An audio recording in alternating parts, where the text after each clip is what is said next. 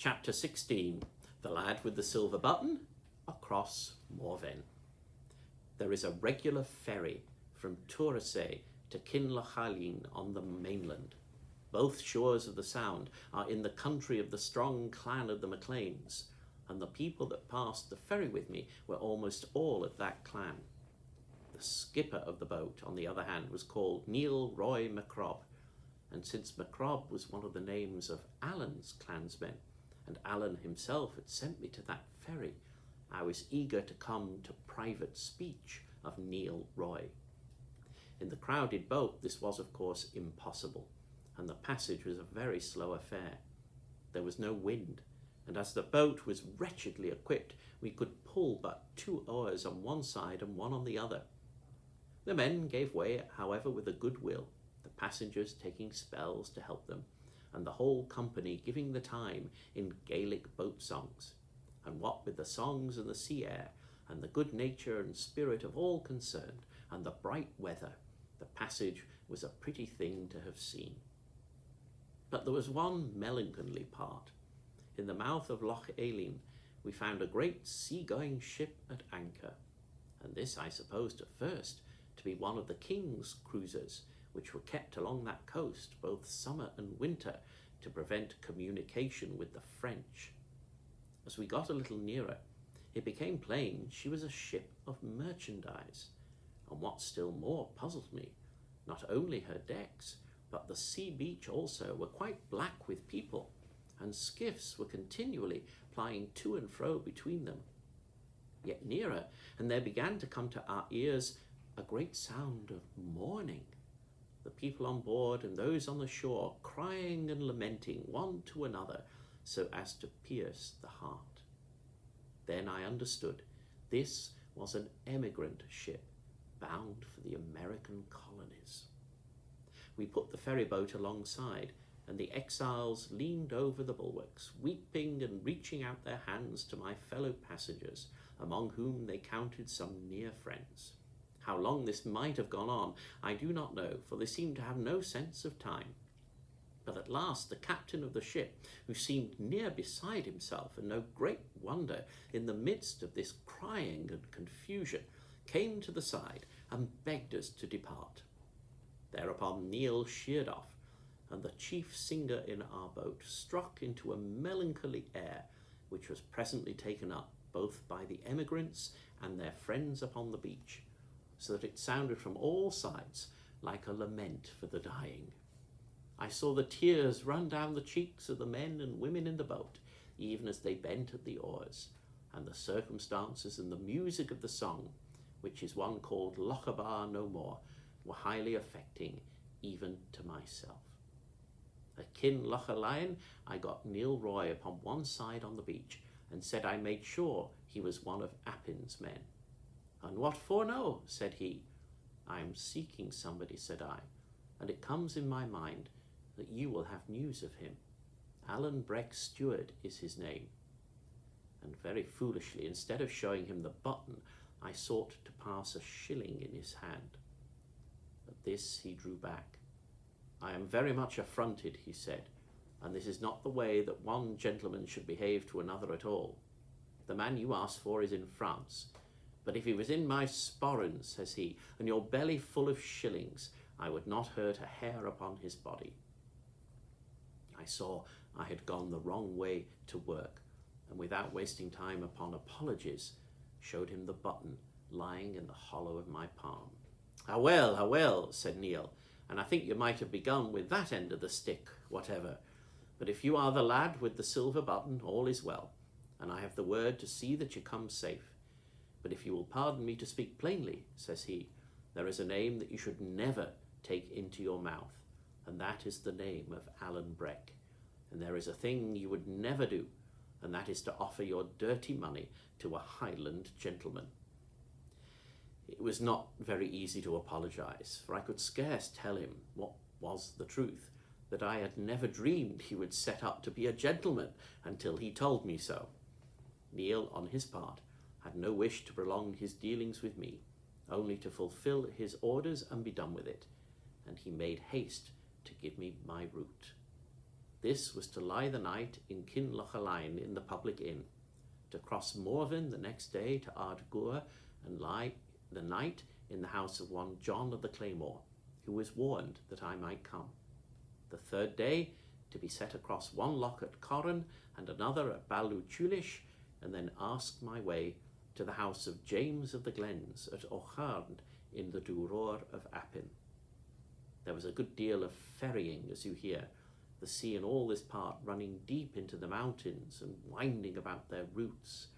It makes the country strong to hold and difficult to travel, but full of prodigious, wild and dreadful prospects.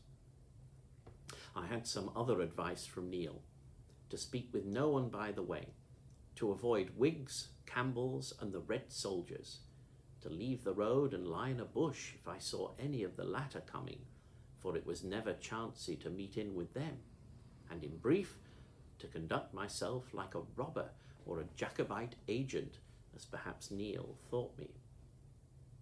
The inn at Kinlochalain was the most beggarly, vile place that ever pigs were stayed in, full of smoke, vermin, and silent Highlanders. I was not only discontented with my lodging, but with myself for my mismanagement of Neil, and thought I could hardly be worse off, but very wrongly, as I was soon to see, for I had not been half an hour at the inn, standing in the doorway most of the time to ease my eyes from the peat smoke, when a thunderstorm came close by. The springs broke in a little hill on which the inn stood, and one end of the house became running water. Places of public entertainment were bad enough all over Scotland in those days, yet it was a wonder to myself when I had to go from the fireside to the bed in which I slept, wading over the shoes.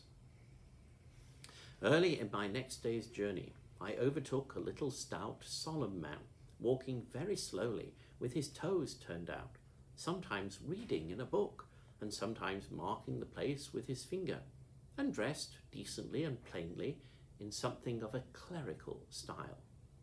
This I found to be another catechist, but of a different order from the blind man of Mull, being indeed one of those sent out by the Edinburgh Society for propagating Christian knowledge, to evangelize the more savage places of the Highlands.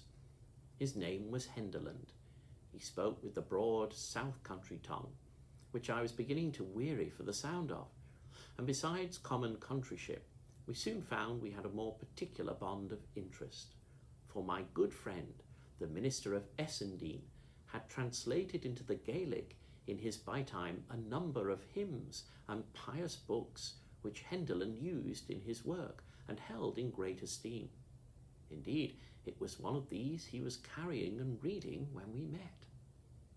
We fell in company at once, our ways lying together as far as to Kingairloch.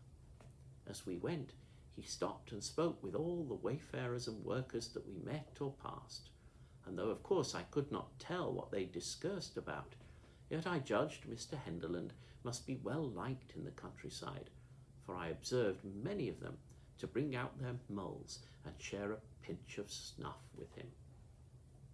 I told him as far in my affairs as I judged wise, as far, that is, as they were none of Allen's, and gave Ballachulish as the place I was travelling to meet a friend, for I thought Ochern or even Duror would be too particular and might put him on the scent.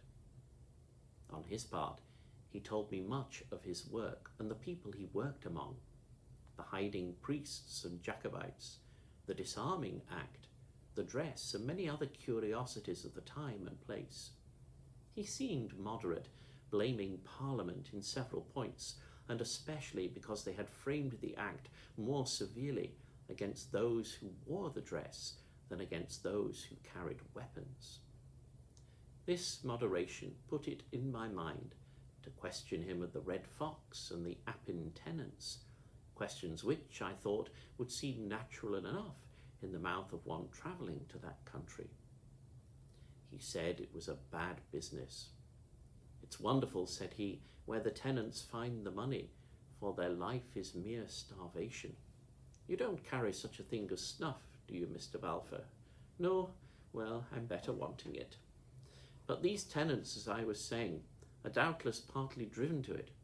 James Stewart in Duror, that's him they call James of the Glens, is half-brother to Ardshiel, the captain of the clan, and is a man much looked up to and drives very hard. And then there's one they call Alan Breck. Ah, I cried, what of him? What of the wind that bloweth where it listeth, said Henderland. He's here and there, here today and gone tomorrow, a fair heather-cat. He might be glowering at the two of us out of yon windbush, and I wouldn't wonder. You'll no carry such a thing as snuff, will ye? I told him no, and that he'd asked the same thing more than once. It's highly possible, said he, sighing, but it seems strange you shouldna carry it. However, as I was saying, this Alan Breck is a bold, desperate customer, and well known to be James's right hand. His life is forfeit already. He would boggle at nothing, and maybe if a tenant body was to hang back, he would get a dirk in his body. You make a poor story of it all, Mr. Henderland, said I.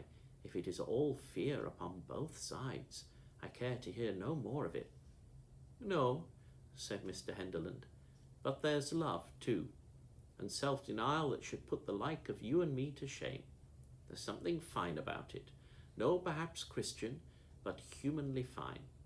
Even Alan Breck, by all that I hear, is a child to be respected.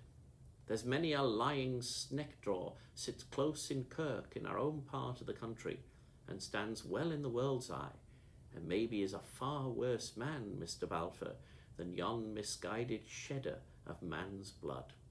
Aye, we might take a lesson by them. You'll perhaps think I've been too long in the Highlands, he added, smiling to me.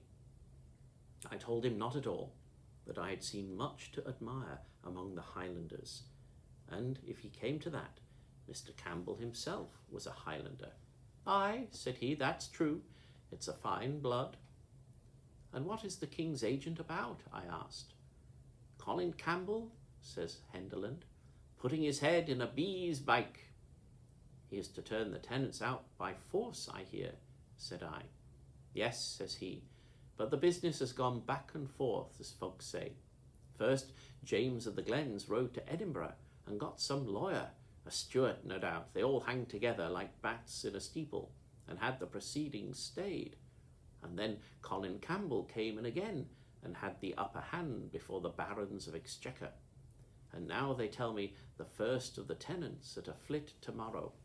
It's to begin at Duror, under James's very windows, which doesna seem wise by my humble way of it. Do you think they'll fight? I asked.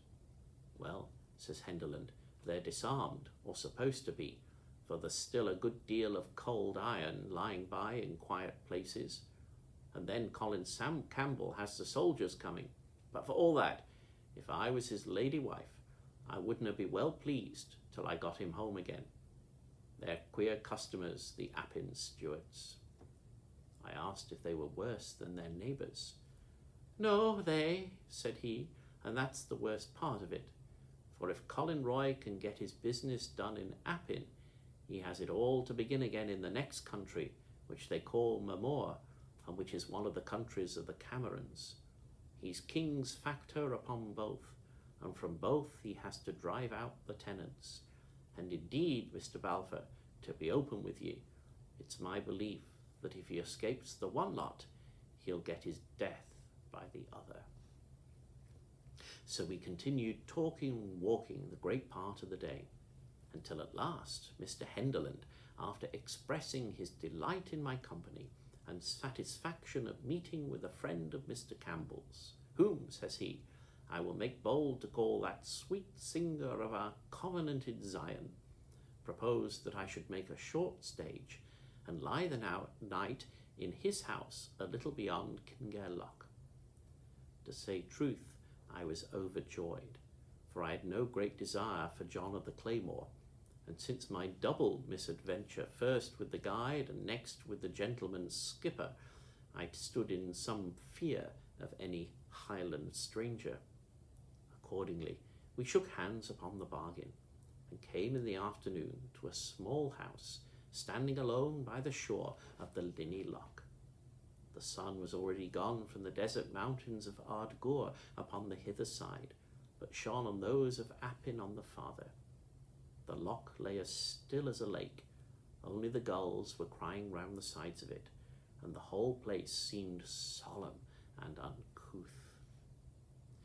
We had no sooner come to the door of Mr. Henderland's dwelling than, to my great surprise, for I was now used to the politeness of Highlanders, he burst rudely past me, dashed into the room, caught up a jar and a small horn spoon, and began ladling snuff into his nose in most excessive quantities. Then he had a hearty fit of sneezing, and looked round upon me with a rather silly smile. "It's a vow I took," says he. "I took a vow upon me that I wouldn't carry it. Doubtless it's a great privation, but when I think upon the martyrs, not only to the Scottish Covenant, but to other points of Christianity, I think shame to mind it." As soon as we had eaten, and porridge and whey was the best of the good man's diet, he took a grave face, and said he had a duty to perform by Mr. Campbell, and that was to inquire into my state of mind towards God. I was inclined to smile at him, since the business of the snuff, but he had not spoken long before he brought the tears into my eyes. There are two things that men should never weary of: goodness and humility.